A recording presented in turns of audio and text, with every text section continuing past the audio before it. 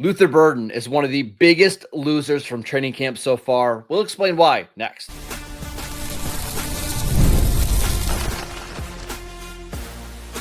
You are Locked On Dynasty Football, part of the Locked On Podcast Network. Your team every day.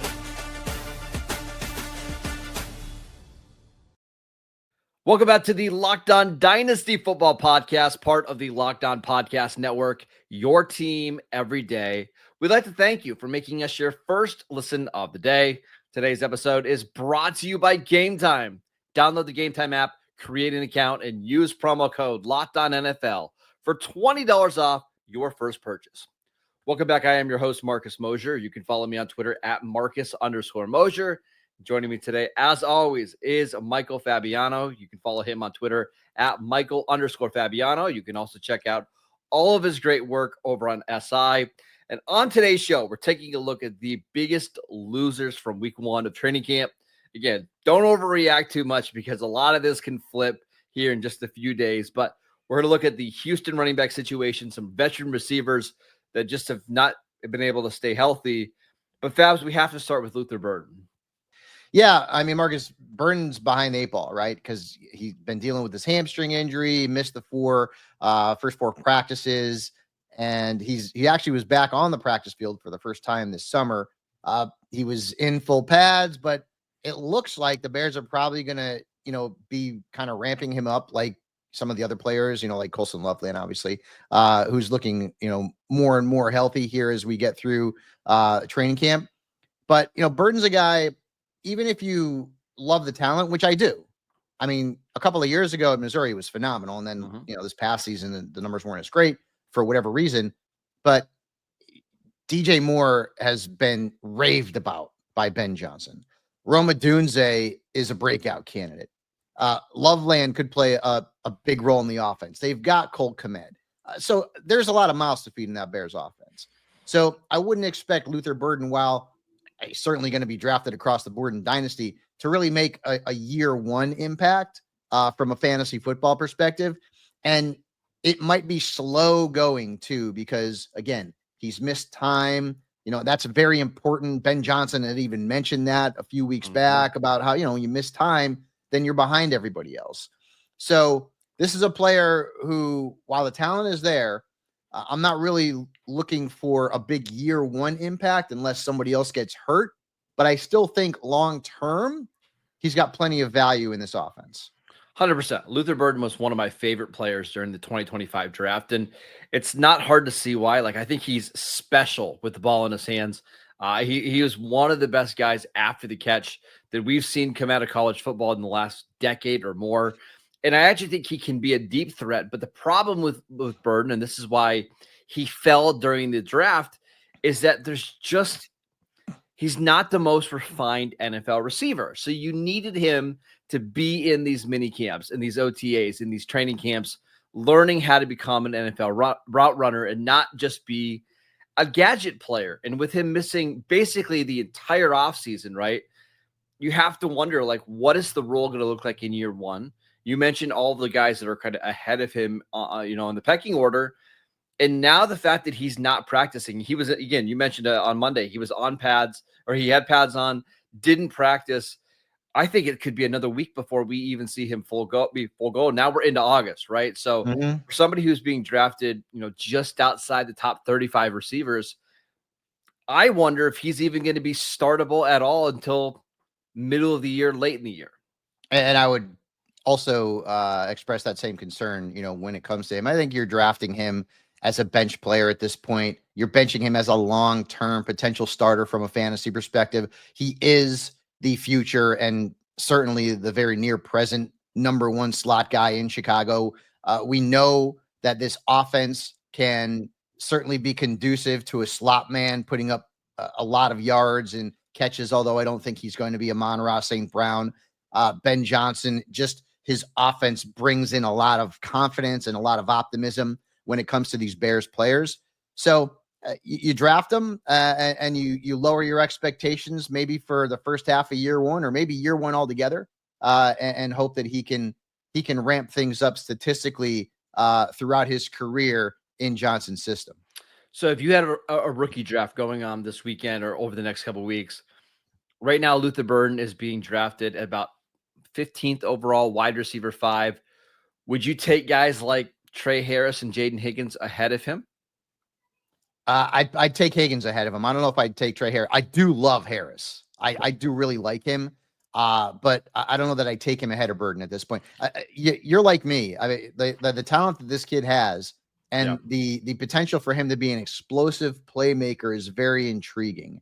And I actually did some research on Greg Roman, who's the offensive coordinator, obviously, for the LA Chargers, and the wide receivers that have thrived in his system.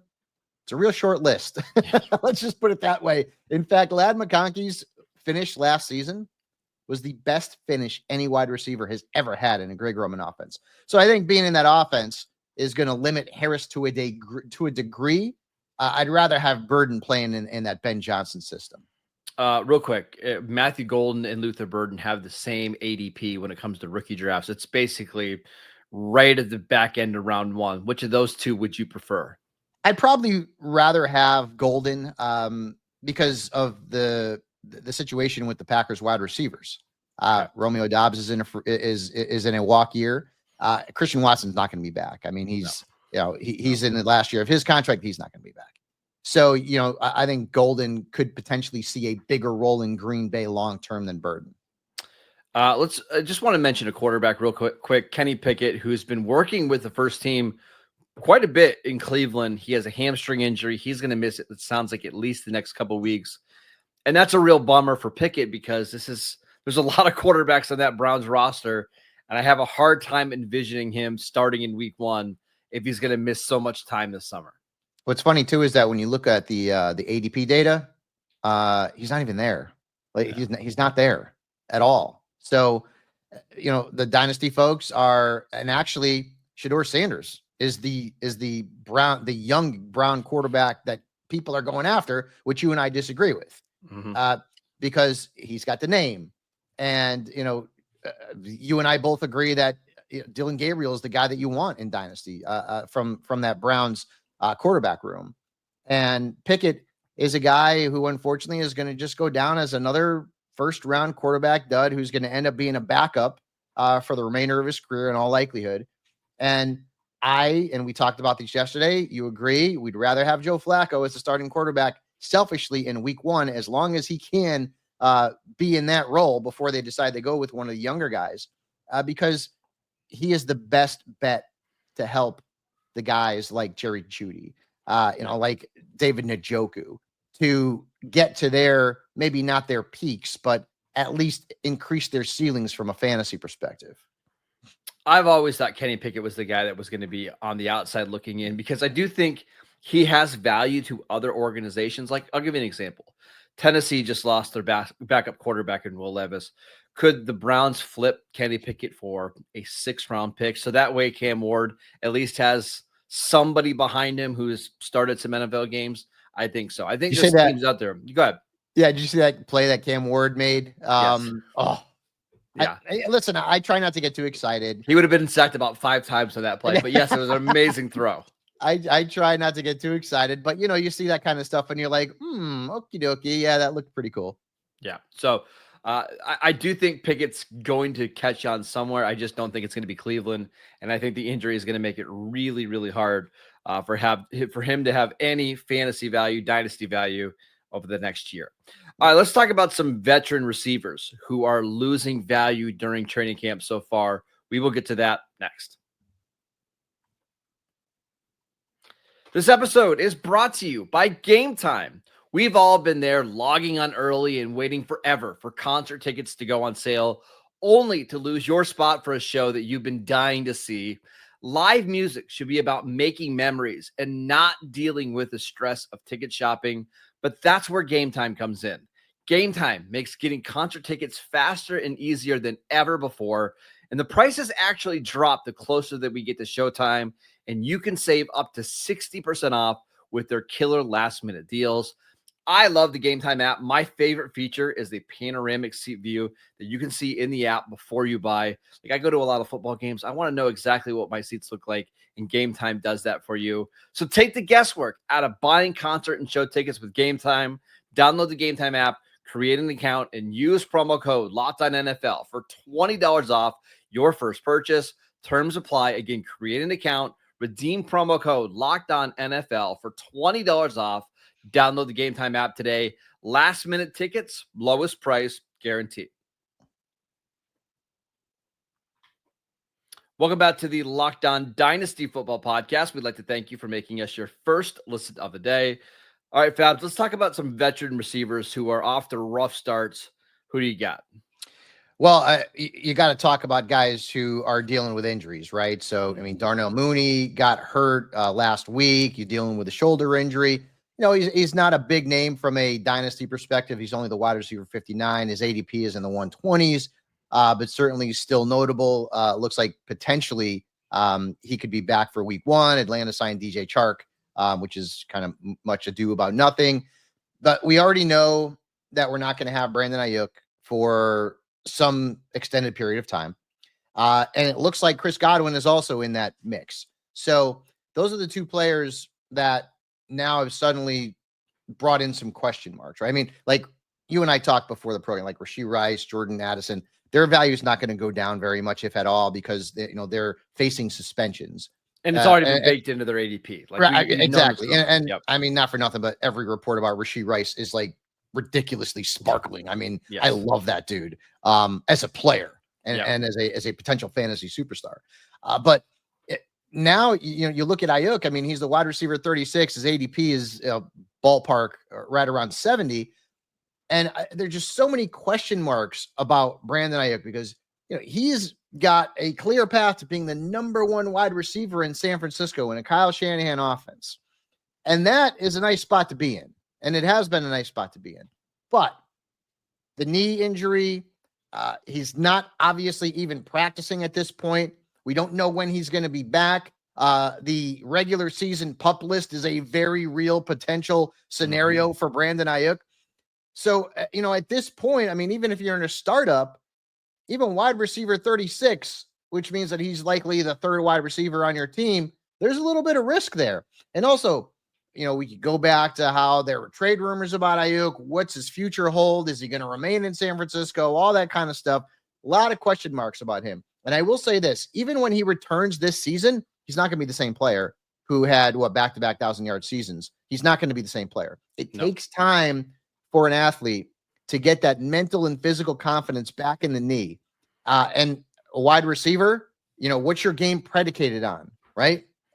Gaining separation, making cuts, that's all big. Like you see some of the videos on social media and people talk about these wide receivers and how they make these amazing cuts. And oh my God, that route was just so crisp and perfect, on a reconstructed knee, that's going to take a little time to get back. So Aiyuk is probably a player that unless his ADP drops a little bit, maybe I can get him at a discount.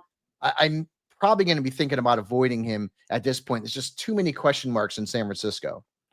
There are a lot of receivers that we can mention here for injuries, but I'm going to give you one that's actually non-injury related for that receiver, and that's Davante Adams at wide receiver 33. By all accounts, Adams has looked awesome in camp. Like, there's been no issues, right?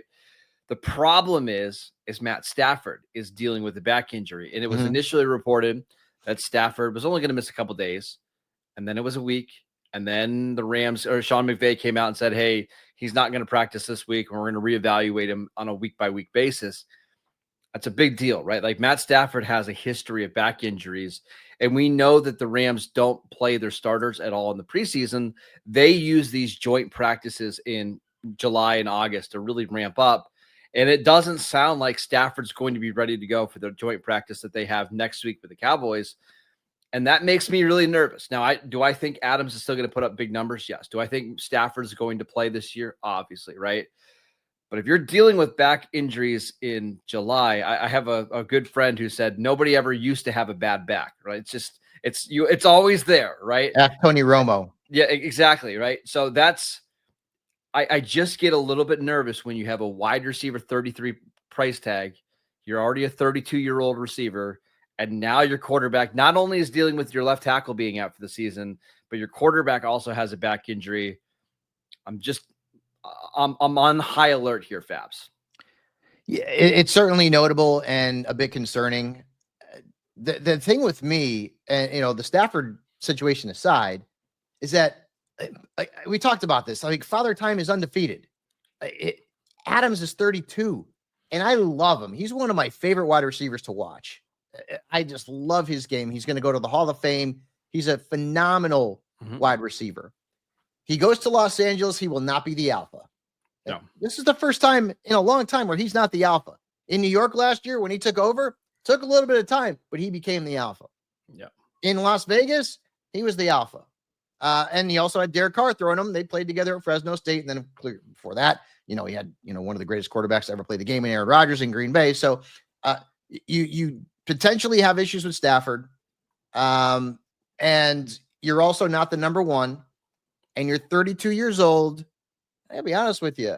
Wide receiver 33, you may get one more good year out of him. One. Most wide receivers, once you hit, go look at Julio Jones. I mean, he was great, but you hit 31, 32 years old, and the wheels kind of fall off. Now, he hadn't shown any signs of that, Adams, but at some point, listen, he's not Jerry Rice. It's going to happen. And that's why I'm a little bit concerned about Davante Adams this season. And the Stafford situation with the back just, further compounds that. The other problem is I think Tom Brady has messed us all up when it comes to quarterbacks excelling late into their careers. Matt Stafford's 37. There is a lot of Hall of Fame worthy quarterbacks who stop being Hall of Fame caliber quarterbacks at age 37, right? And Stafford's played a long time. Stafford's been in the league since he was 20, 21 years old. He's had this long history. Yeah, he's had a long history of injuries. Now he's battled through them and played extremely well. I mean, is it possible that we just see a 90% healthy Matt Stafford this year, and then maybe next year? I know both these guys are locked up past the 2025 season, but now you're talking about a 38-year-old quarterback and a 33-year-old receiver. Again, we like Davante Adams a lot. It's just that wide receiver 32, 33 price tag feels a little rich right now, considering all of the other things going on in Los Angeles. And don't forget, who's the backup in LA right now? Jimmy Garoppolo. I mean, that dude's made of glass. So it's true. If you're looking at Stetson Bennett, I mean, no, don't go there. That would be awful for everybody involved. So yeah, there certainly is risk. And once again, you and I both love Adams. He's going to the Hall of Fame, great fantasy receiver. But I mean, the end comes for just about everybody statistically, unless you're Tom Brady, I guess. And especially a wide receiver, this is the age where things start to maybe, fall apart a bit. So certainly be cautious in drafting Davante Adams, especially knowing that, I mean, folks, you're not going to get more than one more high-end year from him. And I'd kind of be surprised if he actually duplicated what he did last year in 2025. I look at someone like Ben Roethlisberger, he played, I think, his age 38 and 39 season, but he was done. I mean, he was done at by the end. the age of 37. Yeah. You had all the noodle arm jokes. Yeah. Yeah. And Stafford's always going to have a strong arm. I'm never going to worry about that, but it's just the mobility and being able to stand tall in the pocket. I'm nervous about this Rams situation and how fragile it seems going into August. We're not even into August yet. It already seems like it could be a potential house of cards. All right, let's talk about some running backs who are losing value this offseason. We will get to that next. This episode is brought to you by Yahoo Fantasy.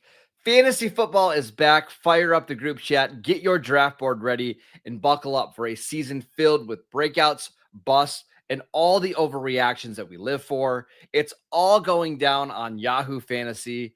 This year, me and Fabs are playing on Yahoo Fantasy, and you should too, whether you're a first-timer or a veteran making your millionth league.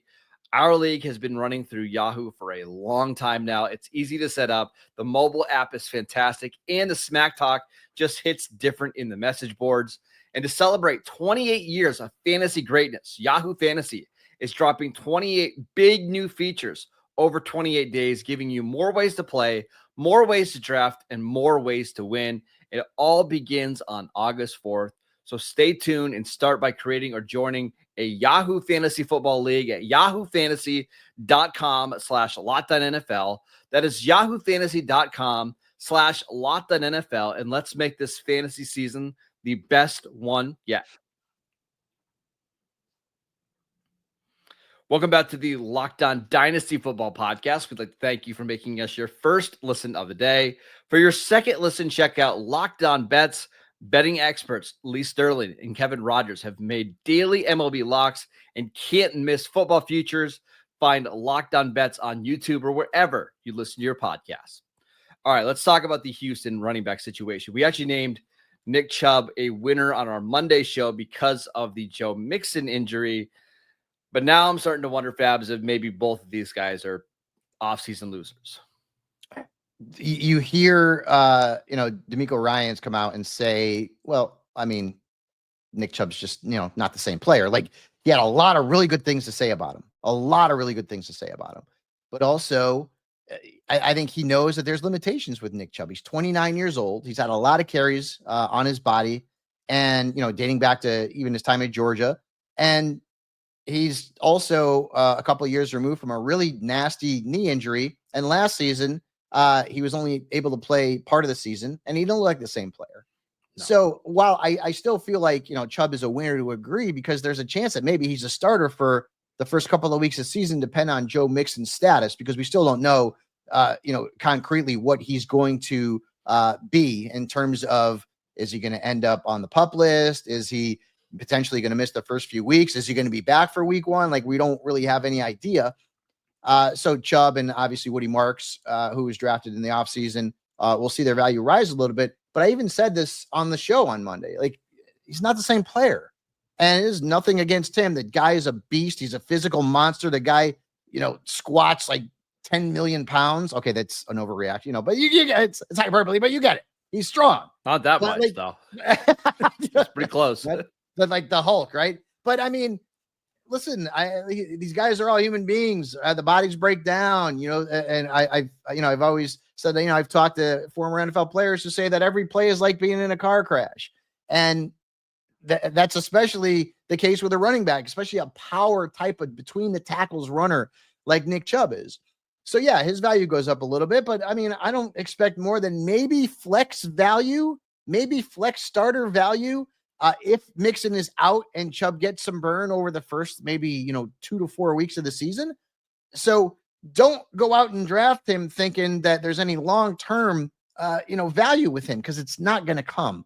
And in fact, Woody Marks could potentially be the future of this backfield. I mean, we just don't really know at this point.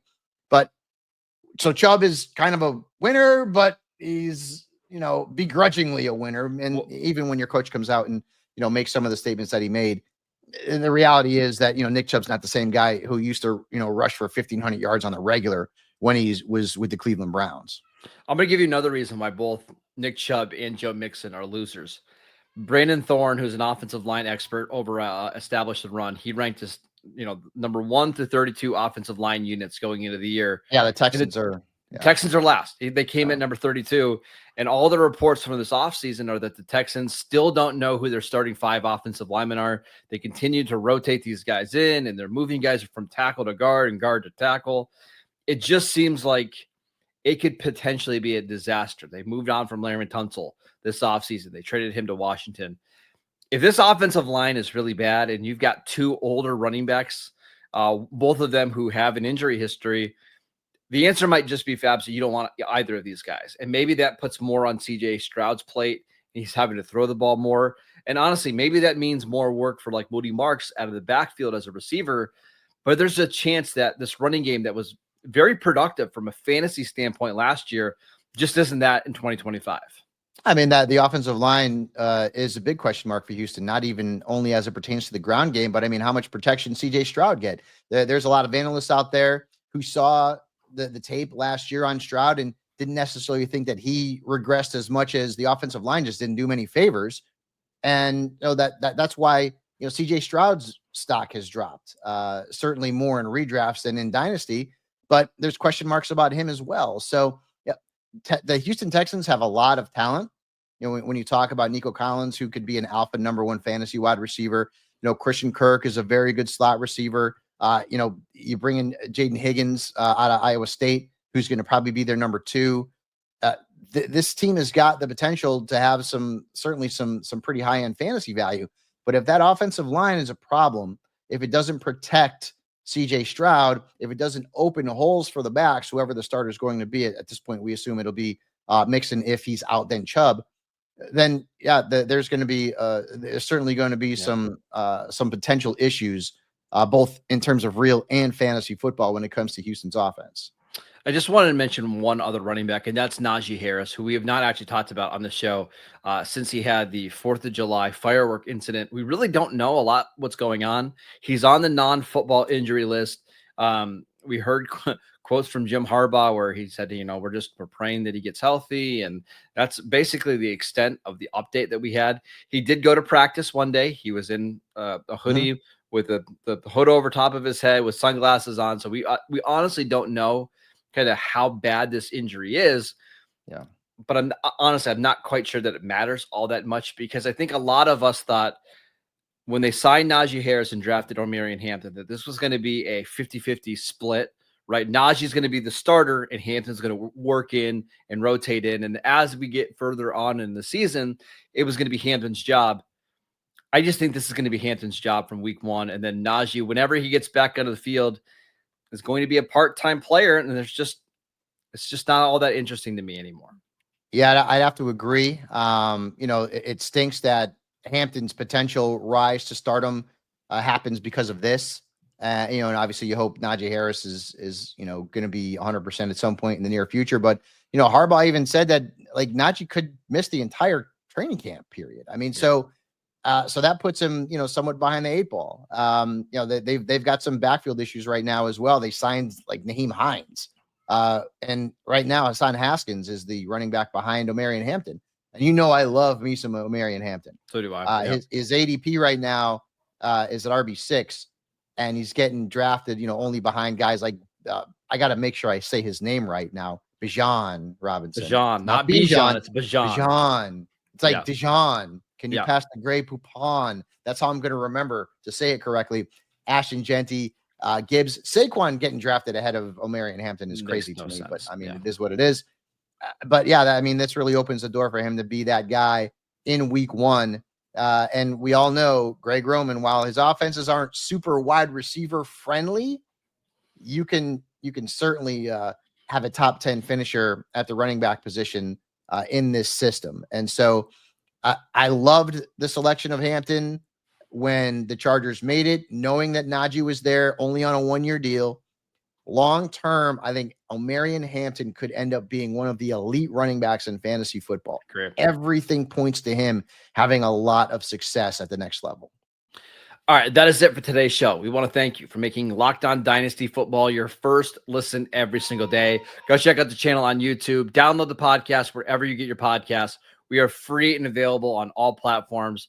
Follow Fabs on Twitter at Michael_Fabiano. I'm at Marcus_Mosher, and we will see you right back here tomorrow.